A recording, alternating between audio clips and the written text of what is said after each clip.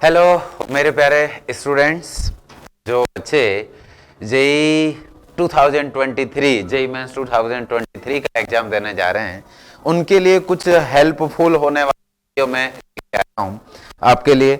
तो जैसा आजकल आप देख रहे हैं और परेशान भी हो रहे हैं अपना चारों तरफ देख करके, न्यूज देख करके, वीडियोस देख करके, उसमें आपको बहुत बार एवरीडे ये उकसाया जा रहा है कि सारे बच्चे आप सभी आइए, हम लोग ट्विटर पे ट्रेंड करते हैं और मैंने क्या है उसको रिट्वीट करते हैं, उससे एनटीए हमारी बात सुनेगा, एनटीए तक आवाज पहुंचाते हैं, आज 9 बजे आ जाइए, आज 8 बजे आ जाइए, हम प्रोटेस्ट करते हैं वगैरह। तो देखिए बच्चों, मैं आपको एक ही बात एडवाइस देना चाहूंगा कि ये सब करने से कोई फायदा नहीं होने वाला। एनटीए तक बात यदि पहुंचनी होगी तो वो ऑलरेडी पहुंच चुकी होगी। उस पर क्या डिसीजन लेना है नहीं लेना है 75% के क्राइटेरिया को लेकर के वो ऑलरेडी वो अपना मंथन और अपना मीटिंग और अपना सोचना एनटीए वालों ने शुरू कर दिया होगा। ऐसा नहीं कि उसमें लाखों ट्वीट करने से उनको कोई फायदा या प्रेशर आने वाला है, वैसा कुछ नहीं है। तो एक ट्वीट से भी वही काम होगा जो 100 ट्वीट से होगा, जो 1 लाख ट्वीट से होगा। तो मेरा कहने का आपका मतलब ये है आपको समझाने का कि बच्चों बिल्कुल इन ट्वीट के चक्कर में, एवरीडे न्यूज के चक्कर में पढ़ने की आपको जरूरत नहीं है। इनको अवॉइड कीजिए और आप अपना ध्यान पढ़ाई पे दीजिए, रेदर देन कि हम आज प्रोटेस्ट करें, कल प्रोटेस्ट करें, आज दोपहर में करें, आज रात में प्रोटेस्ट करें। इससे कोई फायदा नहीं। इसमें बस आपका एनर्जी वेस्ट होगा, आपका दिमाग खराब होगा और आपका टाइम वेस्ट होगा, टाइम बर्बाद हो जाएगा। और एज आप जानते हैं कि टाइम यदि चला गया तो फिर कुछ नहीं होने वाला है। तो आप अपनी पढ़ाई पे ध्यान दीजिए, इन ट्विटर वगैरह के चक्कर में मत पड़िए, इनको अवॉइड कीजिए। जो एनटीए को डिसीजन लेना होगा 75% क्राइटेरिया को लेकर के वो ले लेंगे, तो आपको इसके बारे में सोचने की जरूरत नहीं है। यही मेरी एडवाइस रहेगी। जनवरी में एग्जाम होने वाला है, वो डेट पोस्टपोन्ड नहीं हो पाएगी। मेरी तरफ से जो लग रहा है मुझे, वो डेट तो पोस्टपोन नहीं होने वाली है। 75% का क्राइटेरिया जरूर हट सकता है या फिर उसमें टॉप 20% वाला उसमें और एडिशनल ऑप्शन एक आ सकता है। इस पे ऑलरेडी बात करेंगे, पहले भी कर चुके हैं, तो इस पे नहीं पड़ी। आप अपना 30 डेज ऑलमोस्ट टाइम हमारे पास बचा हुआ है, 30 to 35 डेज, उसका आप प्लानिंग कीजिए। इसके लिए भी मैं आपके एक वीडियो लेके आऊंगा। तो आज हम लोग बात करने वाले हैं जेईई मेंस 2023 जो जनवरी में एग्जाम होने वाला है। तो बहुत सारे बच्चों के मुझे इनपुट मिले कि सर हम क्या करें, जनवरी में एग्जाम है, फरवरी में बोर्ड का एग्जाम है, बिहार बोर्ड वाले बच्चों की बात करें तो मार्च में और फरवरी में सीबीएसई वाला एग्जाम होगा, अभी कैसे करें। तो उनके लिए हेल्पफुल होने वाला आज वीडियो में लेके आया हूं, तो उसको पूरा एंड तक देखिएगा और देखिए आपके लिए कोशिश करता हूं हेल्प करने की। तो मैंने लाया है कि बहुत बच्चों का ये जानकारी मिली मुझे कि सर हम जनवरी वाले एग्जाम को फोकस करें या अप्रैल वाले को। तो बच्चों मैं आपके लिए एक ही बात बोलने वाला हूं कि जो बच्चे सीबीएसई बोर्ड वाले हैं, सीबीएसई बोर्ड वाले या आईसीएसई बोर्ड वाले, उनको तो डेफिनेटली जनवरी वाला बिल्कुल अटेम्प्ट है, वो अपना पूरी ताकत लगा करके, पूरी जी जान लगा करके देना चाहिए, पूरी कोशिश करनी चाहिए।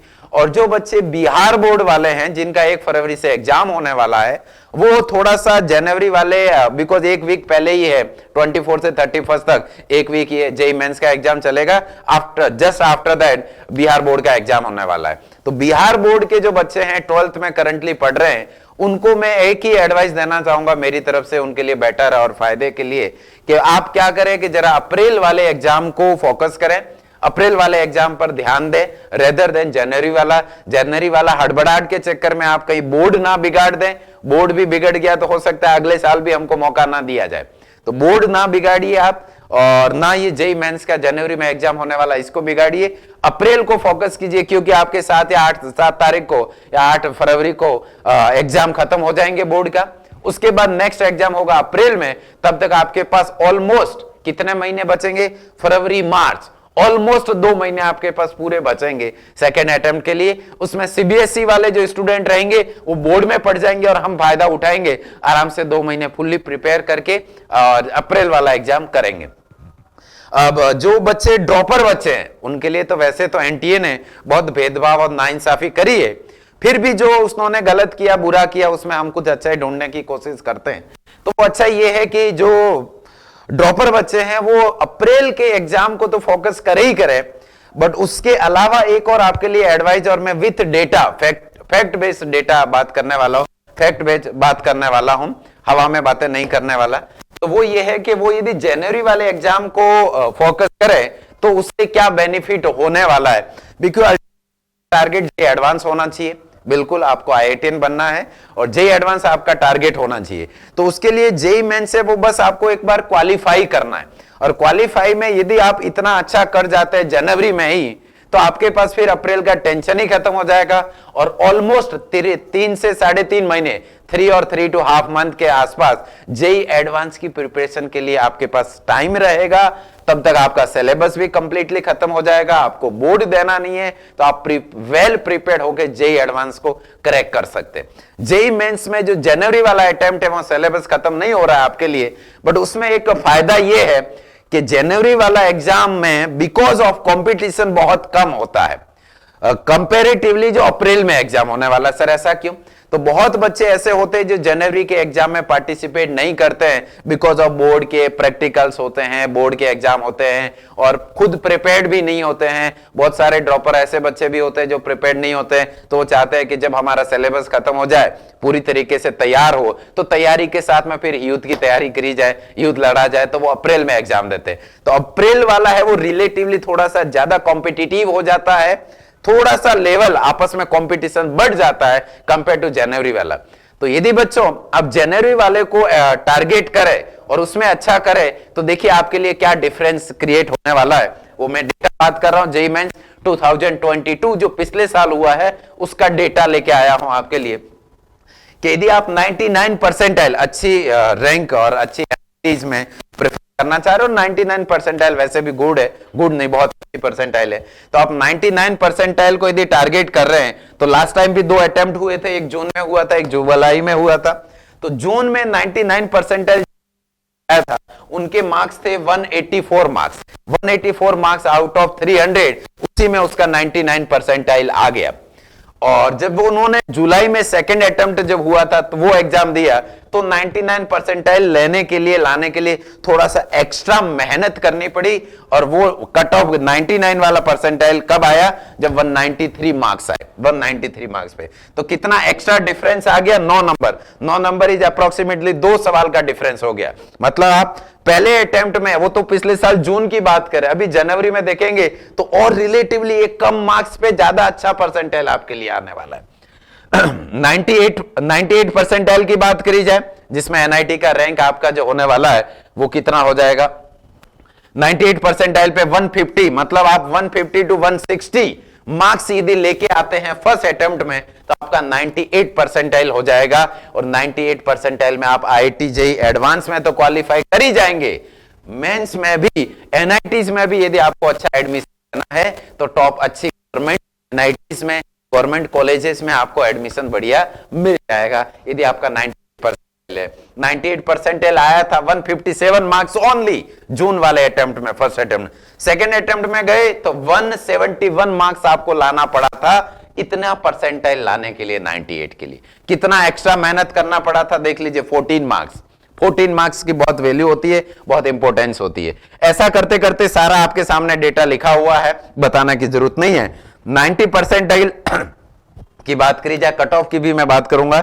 90 परसेंटाइल आए थे 83 नंबर पे, ओनली 83 पहले अटेम्प्ट में, दूसरे में 106 लाने पड़े थे यदि आपको 90 परसेंटाइल क्लियर करना है, क्रॉस करना है। तो डिफरेंस वाज 23। तो इससे आपको यह बात क्लियर समझ आनी चाहिए, क्लैरिटी होना चाहिए। आप यदि जनवरी वाला एग्जाम देंगे तो इससे भी कम टफ कंपटीशन होने वाला है। तो बेटर है कि आप 12th के बच्चे हैं और सीबीएसई के हैं, तो आप जनवरी का एग्जाम बिल्कुल आराम से तैयारी करके, अभी अभी आपने सब कुछ पढ़ा है, महीने भर में रिवीजन का तैयारी कर लीजिए। आई नो बोर्ड का प्रेशर है, प्रैक्टिकल से, बट साथ में थोड़ा थोड़ा यदि एवरीडे का अपना बना के, शेड्यूल बना करके काम करें। इससे रिलेटेड मैं भी एक वीडियो बनाऊंगा कि कौन सा टॉपिक कैसे करना चाहिए, कौन सा ज्यादा स्कोरिंग है, उसके लिए एक अगला वीडियो आपके लिए मैं डिटेल में लेके आऊंगा। बट जो ड्रॉपर बच्चे हैं वो भी थोड़ा सा एफर्ट कर लीजिए। आप अपने मार्क्स को 170 180 मार्क्स यदि लेके आ जाते हैं जनवरी वाले एग्जाम में, आपका रेदर देन सिलेबस 60 to 70% हुआ होगा अपना जहां भी आप पढ़ रहे होंगे, बट उसी में और आप अच्छा करके जितना पढ़ा है उसमें बेस्ट करें, थोड़ा बहुत एक दो चैप्टर और जो इंपॉर्टेंट है वो कर ले, उसका भी बात करूंगा मैं, तो आपका आराम से 98 से 99 परसेंटाइल आ जाएगा। उसके बाद आप आराम से बेफिक्र होकर के एडवांस की तैयारी कर सकते हैं। एनआईटी में आपकी सीट सिक्योर हो गई, सीट बुक हो गई, अब वो सीट आपकी कंफर्म है।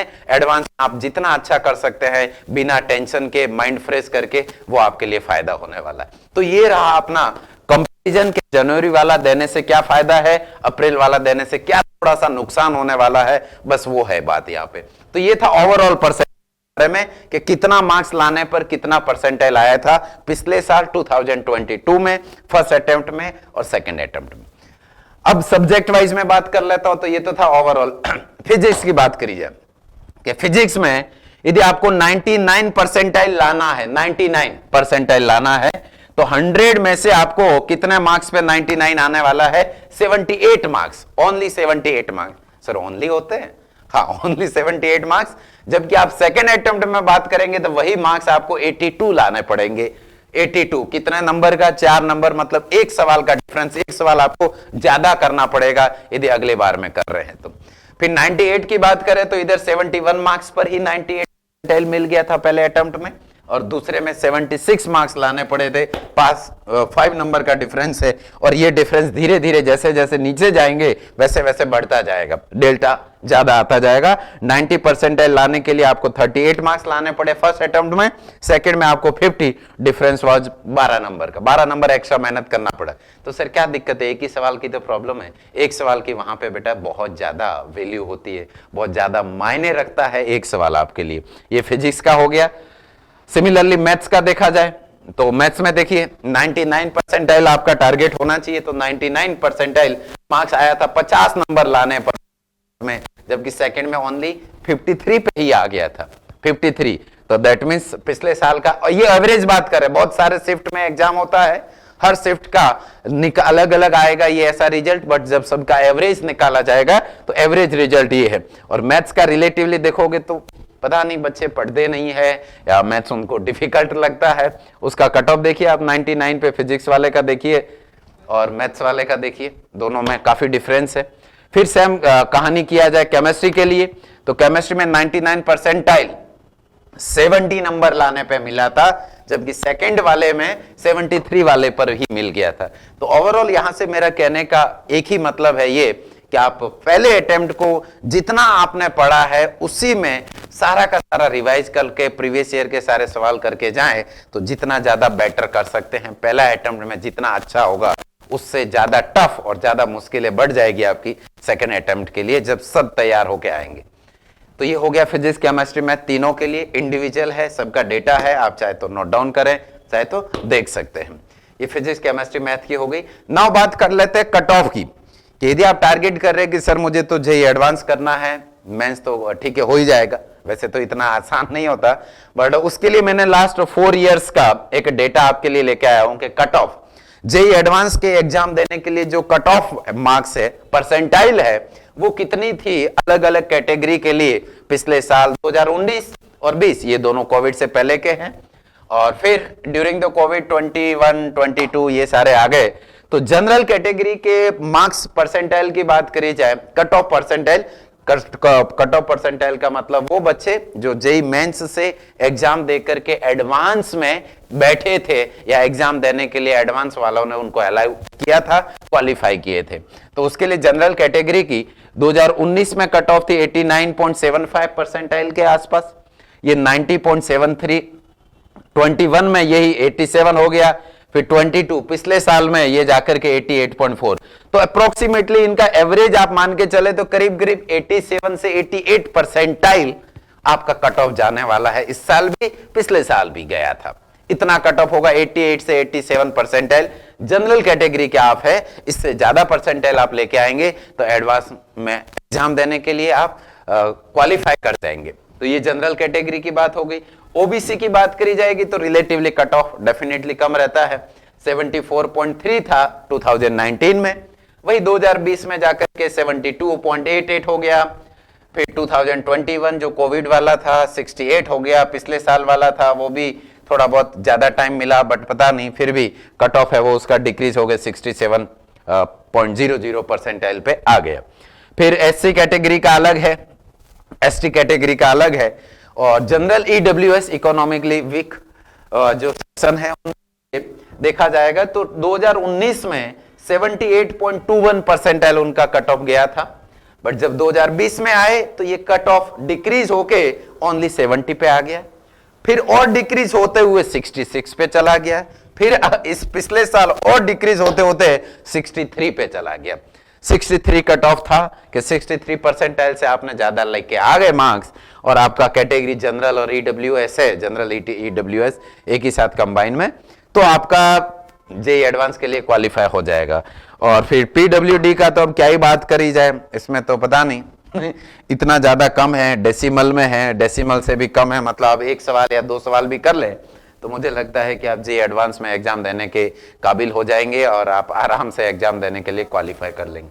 तो ओवरऑल ये रिजल्ट आपको दिखाने का मतलब मेरा ये था कि आप जेई एडवांस को यदि टारगेट कर रहे हैं तो मैथ्स को लेकर के इतना ज्यादा हड़बड़ाइए मत, इतना ज्यादा लोड मत लीजिए, रिलैक्स रहिए, इतना प्रेशर मत लीजिए। आप आराम से जेई मेंस की कट ऑफ है वो क्लियर कर सकते हैं, बहुत आराम से कट ऑफ क्लियर कर सकते हैं। 89 और 90 परसेंटाइल, 90 परसेंटाइल लाने के लिए आपको कितना नंबर लाना पड़ेगा वो भी मैंने बता दिया है, कितना लाना पड़ेगा। केमिस्ट्री में 90 लाना है तो अप्रोक्सीमेटली 40 नंबर, 40 नंबर मतलब आपको 10 सवाल करने हैं यार, तो कम ऑन एक टारगेट बनाइए कि 30 सवाल आने वाले हैं, 20 है वो सिंगल करेक्ट टाइप और देन नंबरिकल और इंटीजर, तो उस 30 सवाल में से आपको 10 सवाल करने हैं यार, सेलेक्ट कीजिए 10 सवाल करने हैं आपको 40 नंबर लाने के लिए केमिस्ट्री के लिए। मैथ्स के लिए बात करी जाए तो इसमें तो और कम है, 20 नंबर ही अप्रोक्सीमेटली लाने, 5 सवाल मैथ्स में कर लीजिए आप 25 में से, अब जेईई एडवांस में क्वालिफाई कर जाएंगे और आईआईटीएन बनने के एक कदम और नजदीक चले जाएंगे। फिजिक्स में बात की जाए, एज यू नो मैं फिजिक्स का बंदा हूं, तो 40 और 45 नंबर के आसपास ऑन एन एवरेज बात करी जाए 90 परसेंटाइल लाने के लिए, मतलब यदि इसमें भी 40 से 45, 10 से 11 सवाल यदि आप कर लेते हैं जेईई मेंस में, अपना टारगेट फिक्स कीजिए कि मुझे 25 में से या 30 में से 11 से 12 सवाल करने हैं ताकि मैं जेईई एडवांस में क्वालिफाई कर जाऊं, और तो वो आराम से आप कर सकते हैं, वो ड्रॉपर वाले बच्चे भी कर सकते हैं और इवन 12th बोर्ड में जो पढ़ने वाले हैं वो बच्चे भी कर सकते हैं। 10 सवाल करना कोई मुश्किल नहीं है, ड्रॉपर में भी आराम से आप, क्योंकि जहां भी पढ़ रहे होंगे रेस्पेक्टिव अपने अपने कोचिंग्स में, वहां पे 60 से 70% सिलेबस जनवरी तक खत्म हो जाएगा, इवन 50% भी हो जाए तो भी आप उसमें उसी को पढ़िए, ज्यादा दूसरे वाले को हड़बड़ाहट मत कीजिए, नहीं तो फिर और दिक्कत हो जाएगी। तो 10 से 12 सवाल आप आराम से टारगेट लेके चलिए, एडवांस में क्वालिफाई कर लीजिए, एडवांस में कीजिए फिर बढ़िए, उसमें तो और कट ऑफ कम जाता है, उसका भी मैं आपके लिए सामने एनालिसिस करूंगा,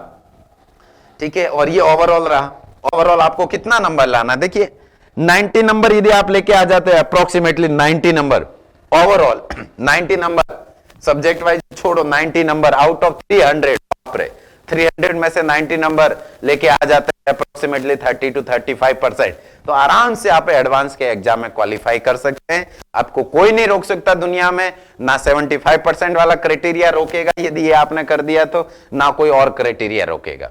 तो ये मार्क्स है, इसी को टारगेट लेके चलिए, आप अपना टारगेट डिसाइड कीजिए कि आपको कितने सवाल में से कितने करने हैं और कौन से चैप्टर आपको करने हैं, किस किस चैप्टर में से कितना कितना सवाल करने से क्या क्या फायदा होने वाला है, कौन अच्छा चैप्टर है, कौन खराब है, कौन अच्छा है, कौन बुरा है, किसमें ज्यादा क्या मेहनत करनी पड़ेगी, किसमें कम करनी पड़ेगी, किसमें कम मेहनत से ज्यादा फायदा होने वाला है। तो इससे रिलेटेड आप बने रहिए, अगले वीडियो में मैं आपसे मिलता हूं ये सारा डिस्कशन करते हुए, टॉपिक से रिलेटेड, सिलेबस से रिलेटेड। नेक्स्ट वीडियो जरूर देखिएगा और ये अपने दोस्तों के बीच में शेयर कीजिएगा ताकि जो लोग टेंशन में हैं, परेशान हैं कट ऑफ के लिए, जेईई एडवांस के लिए या जेईई मेंस के लिए, तो बिल्कुल टेंशन नहीं ले, प्रेशर नहीं ले, मैं हूं ना। थैंक यू सो मच ये देखने के लिए, थैंक यू फॉर वॉचिंग और लेट्स क्रैक इट, हम लोग जेईई एडवांस क्रैक करेंगे, ठीक है। Thank you so much.